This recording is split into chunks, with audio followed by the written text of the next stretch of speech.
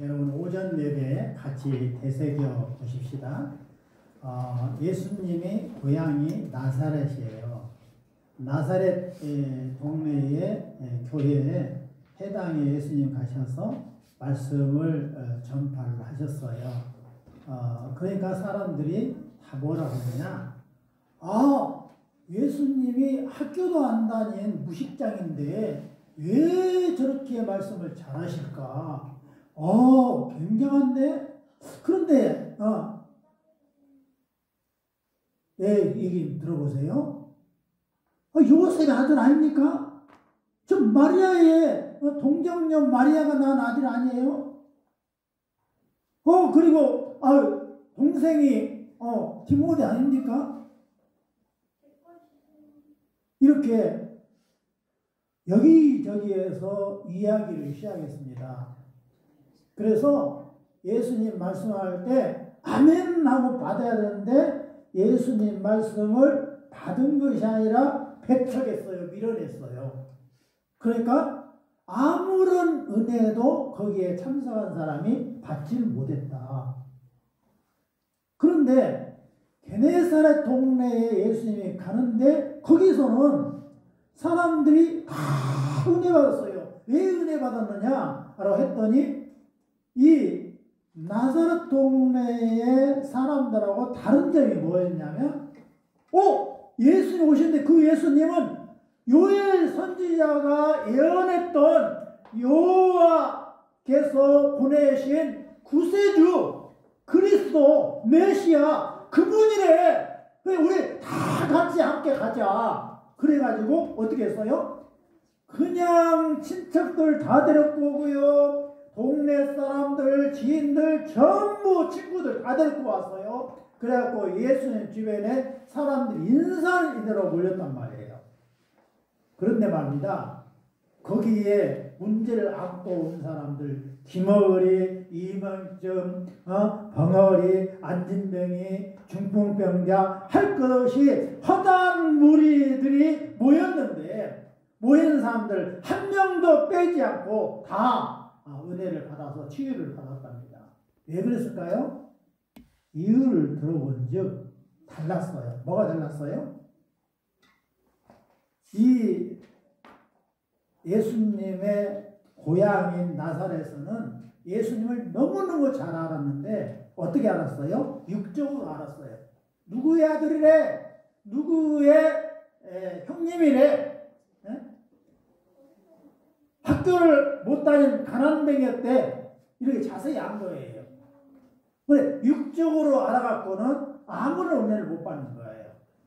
근데 게네사렛 동네 사람들은 어떻게 알았다고요? 예수님을 알 때에 요엘 선지자가 예언한 대로 여호와께서 보낸 그리스도라 이렇게 받은 것이죠. 그러니까 태도가 달랐어요. 나사렛 사람들은 예수님이 어떻게 하는가 보다 무식쟁이 학교도 못 다니는 왜 이렇게 말을 잘할까? 그러면서 이렇게 밀어낸 거고요. 게네사렛 사람들은 어떻게 했어요? 내가 예수님 옷이라도 내가 만져서 반드시 은혜를 받으리라는 사모함이 있었단 말이에요. 그래서 모두가 다 믿음을 실어서 사모한 마음으로 참석하고 간절히 구하면 다 만난단 말이에요. 좋을 때도 만날 뿐만 아니라 베드로처럼 물에 빠져 죽는 순간에서도 작은 믿음 가지고 예수님을 붙잡으니까 구원을 받을 수 있었어요.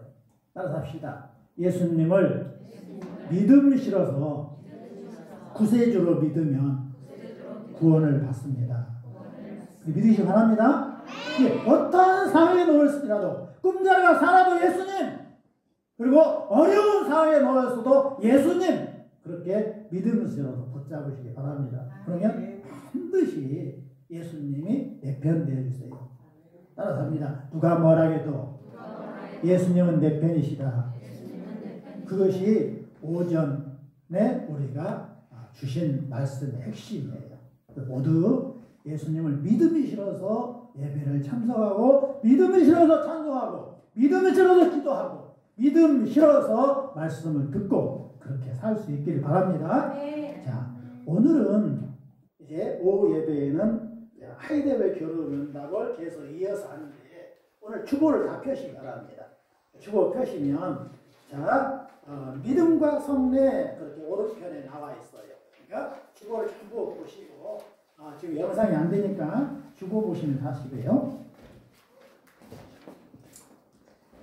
자 오늘 중요한 질문을 자 65번에서 하고 있어요. 함께 질문 읽어봅니다. 시작. 오직 믿음으로만 우리가 그리스도와 그의 모든 은덕에 참여할 수 있는데 이 믿음은 어디서 옵니까?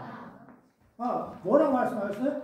믿음으로 은혜를 받을 수 있다. 믿음으로 여호와께서 베푸시는 은덕에 참여할 수 있다고 하는데 믿음은 어디서 오느냐? 이 질문을 하고 있는 거예요. 굉장히 중요한 질문이에요. 자, 대답 듣습니다. 시작. 성령에게서 옵니다. 그분은 거룩한 복음의 설교로 우리 마음에 믿음을 일으키며 성령의 시험으로 믿음을 굳세게 하십니다. 이게 우리가 믿음이 있어야 구원을 받고 은혜를 받는데 이 믿음은 어디서 오냐? 누구로부터 오냐? 그러니까 우리 여호와가 삼일째 여호와인데 성부 여호와, 성자 여호와, 성령 여호와가 있어요. 성령은 누구냐? 예수님께서 여호와께 부탁해갖고 여호와께서 보내신 예수의 이름으로 보내신 영이에요. 그래서 여호와께서 보냈기 때문에 여호와의 영, 또 예수님의 이름으로 보냈기 때문에 예수의 영이라고 그래요. 예수님이 뭐라고 했냐면 내가 하늘로 올라갈 것인데 올라온 너희를 고아처럼 버려두지 아니하고 내가 다른 보혜사 성령을 보낼 거야 라고 했어요. 그 성령이라고 성령. 이 성령님이 우리에게 뭘 주신다고요? 믿음을 주신다. 따라서 해봐요. 성령님이 믿음을 주신다. 그러니까 성령이 나를 감동시켜야 믿어지는 거예요. 성령님께서 역사하셔야 우리가 은혜를 받을 수 있는 거예요. 그러니까 성령님을 우리가 굉장히 중요시 여겨야 돼요. 그러니까 성령님이 하시는 일은 뭐예요? 계속 뭘 생각나게 해요? 예수님이 보냈기 때문에 예수의 말씀을 기억나게 하는 거예요. 그러니까 어려운 일 당했을 때에 그냥 다급하니까 사주쟁이 찾아가고 점쟁이 찾아가고 무당을 찾아가고 어떻게 할까요? 묻는 것은 귀신짓거리예요. 그러다 망하는 사람이 초대왕 사울왕이에요. 절대 그러면 안 되는 거예요. 어려운 일 당할수록 어때요? 다윗처럼 어떻게 할까요? 오늘 오전에 말씀한 것처럼 물에 빠져 들어가던 곧 죽을 지경에 놓여있는 바로 베드로가 예수님 도와주세요 했던 것처럼 우리가 바로 예수님을 찾는 것이 믿음이에요. 그렇게 누가 하는 거예요? 바로 예수의 영이신 성령님이 내 안에서 예수님을 찾아가. 예수님을 사랑하지 않냐? 예수님이 네 편이지 않느냐? 이렇게 생각나게 해준단 말이에요. 그러니까 어려운 일 생겼을 때 무당 찾아가기 아니란 말이에요. 따라서 합니다. 예수님 도와주세요. 제가 자꾸 이야기하잖아요. 제 친구들이 선교사로 많이 나가 있는데 선교사들이 전도해도 전도가 잘 안 먹혀 들어가. 그런데 그 선교지에 보니까 우리나라 옛날에 그랬던 것처럼 집집마다 무당도 있단 말이에요. 이게 무당 불러서 맨날 무당 오른단 말이에요. 왜냐하면 계속 귀신에 시달리니까. 그래서 어떻게 했냐? 그들을 불러다가 한글을 가르치면서 뭘 가르쳤냐면 너희들 꿈자리 사나면 귀신이 너희를 현혹하거든. 네가 귀신한테 시달려 잠을 못 자거든. 예수님 도와주세요만 해라. 그걸 가르쳤다는 거죠. 그랬더니 그것을 따라한 학생마다 다 교회를 나오기 시작했다. 왜? 귀신이 정말 도망가더라고 말이에요.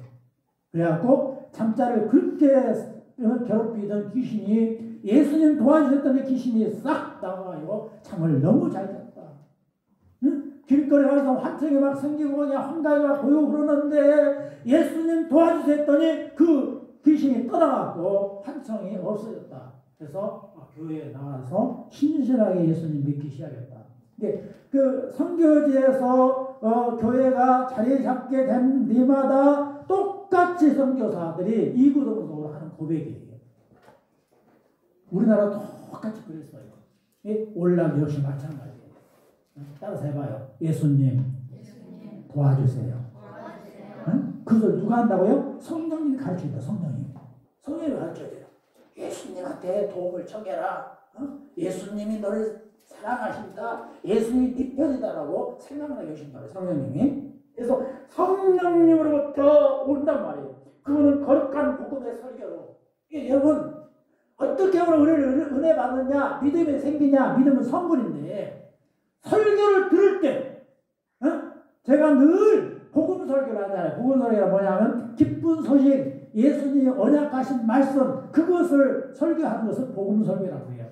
복음 설교를 통해서 성령님께서 역사하셔서 우리에게 믿음을 선물로 주시는 거예요. 박근혜 성도님, 저도 들어보세요. 자, 박근혜 성도님 맨날 그래요. 저를 만날 때마다 나는 폭 빠지지 못했어요. 근데 폭 빠질 수 있다니까요. 지금 폭 빠졌어. 어떻게 폭 빠졌냐? 설교를 잘 들으면요. 믿음이 들어가고 폭 빠져버려요. 설교를 잘 들으면. 그러니까 성령님은 어떻게 해서 우리를 믿음을 주냐? 첫 번째 답이 복음 설교라니까요. 복음 설교를 들을 때 따라서요. 믿음은 들음에서 나며 그 뭘 들었냐? 따라서 해봐요. 믿음은 들음에서 나며 들음은 그리스도의 말씀으로 말미암느니라. 설교를 들을 때에 복음 설교를 들을 때에 믿음이 생기는 거예요. 그러니까 믿음이 생겨야 푹 빠지는 거예요. 이게 잘 들어야 돼. 헛생각하고 있으면 안 돼. 핸드폰 보고 있으면 안 돼. 열심히 내가 다른 사람 따라하고 읽으라면 읽고 그렇게 해야 믿음이 쑥 들어오는 거예요. 그리고 그 다음에 뭐냐면 성례의 시행으로 믿음이 들어온다. 그런 거예요. 성례. 믿음은 들음에서 난단 말이에요. 예수님 말씀을 들어서 그것이 복음 설교예요. 그리고 성례, 세례와 성찬을 통해서 우리에게 믿음을 주시는 거예요. 성례가 무엇입니까? 그렇게 질문하고 있어요. 답 읽어봅니다. 성례는 복음 약속에 눈에 보이는 거룩한 평화인으로 여호와께서 제정하신 것입니다. 성례가 시행될 때 여호와께서는 복음 약속을 우리에게 훨씬 더 충만하게 선언하고 확증하십니다. 이 약속은 그리스도가 십자가에 의해서 이루신 단번의 제사 때문에 여호와께 우리에게 제사함과 영원한 생명을 은혜로 주신다는 것입니다. 예수님이 성찬식을 제정을 하셨어요.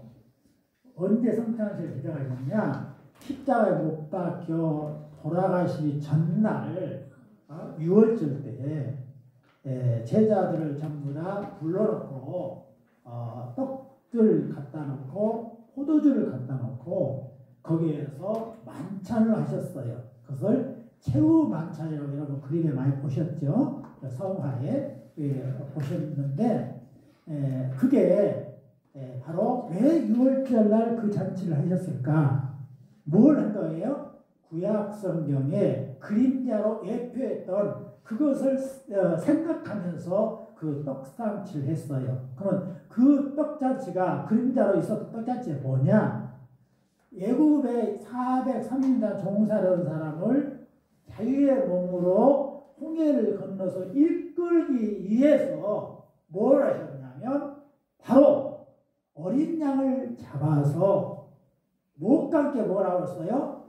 반드시 양을 잡아서 피를 받아서 문에 출입구 문에 싹 바르고 그리고 순나물과 함께 순나물은 뭐냐면 예수님이 고난받는 걸 상징하는 거예요. 그리고 무교병 효소가 들어가지 않는 그냥 보리가루로 만든 빵 효소 이스트가 전혀 들어가지 않는 부풀게 하는 그런 맛있게 만드는 그것을 효소라고 하잖아요. 그 효소를 전혀 넣지 않은 맨 가루로 만든 떡, 그것을 무교에 나와요. 그러니까 그건 뭘 상대하면 아무 죄도 없으신 예수님 몸을 말을 해요. 그렇게 무교병을 먹으라 라고 말씀하셨어요. 그러면 그걸 표적을 보고, 어떤 표적이요? 바로 피의 표적, 문에 달려있는 어린 양 예수님의 그 피, 그리고 고난받은 쓴 나물, 그리고 아무 죄도 없으신 예수님 무교병 떡, 그걸 먹었을 때에 죽음의 사자가 그걸 표적을 보고 죽음의 사자가 넘어가서 그걸 행한 사람은 아무도 안 죽었어요. 그런데 믿지 아니하고 행하지 아니한 사람은 너나 할 것이 다 첫 아들 첫 새끼 다 죽은 거예요. 그래서 바로 왕이 다 이스라엘 사람 먼저 어서 나가서 예배드리라고 다 내보내줬어요. 이게 그것이 그림자였고 실제 누구예요? 예수님이에요. 그러니까 예수님께서 그날 잔치를 하신 거예요. 그날.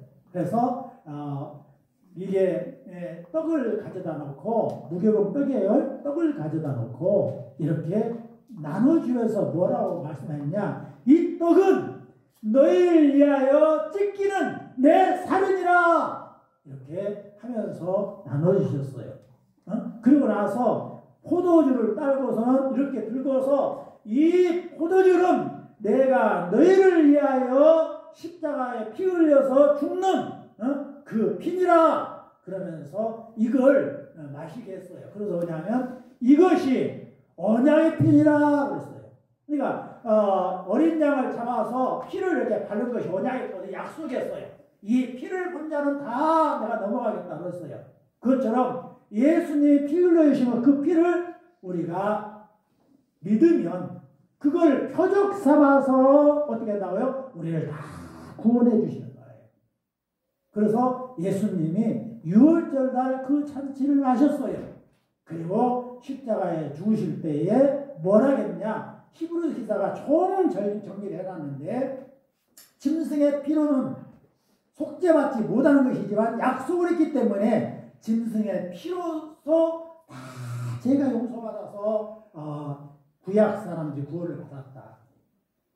그런데 하물며 하시면서 뭐라고 말씀하셨냐면 자기의 몸으로 흘린 그 피, 언약의 피가 단번에 드린 그 제사로 말미암아 너희를 구원하지 아니하겠느냐, 너희를 사하지 못하겠느냐, 그렇게 말씀하셨어요.